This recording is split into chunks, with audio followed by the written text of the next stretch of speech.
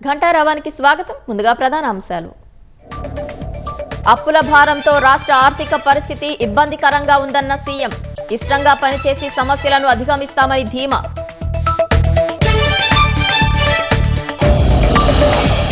P4 పిలుపుతో ముందుకొస్తున్న పారిశ్రామికవేత్తలు. Kommamuru ఎత్తిపోతలకు Prasad seeds అధినేత 10 కోట్ల విరాళం.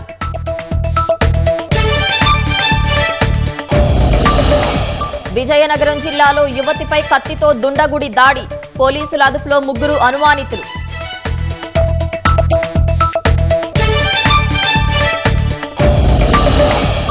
$20,000 ఇవ్వాలంటూ నంద్యాల జిల్లాలో ట్రాక్టర్ డ్రైవర్ కు ఎస్ఐ వేధింపులు. మనస్తాపంతో పురుగుమందు తాగిన బాధితుడు. పరిస్థితి విషమం.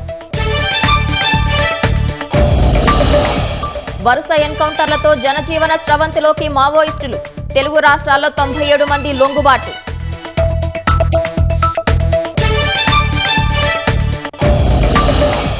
రక్షణ రంగంలో పరస్పర సహకారానికి భారత్ శ్రీలంక ఒప్పందాలు.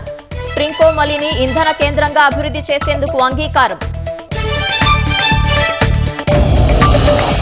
ట్రంప్ ప్రతీకార సుంకాలతో అగ్రరాజ్యానికి తప్పని ముప్పు. ద్రవ్యోల్బణం, నిరుద్యోగం భారీగా పెరుగుతాయని ఆర్థికవేత్తల అంచనా.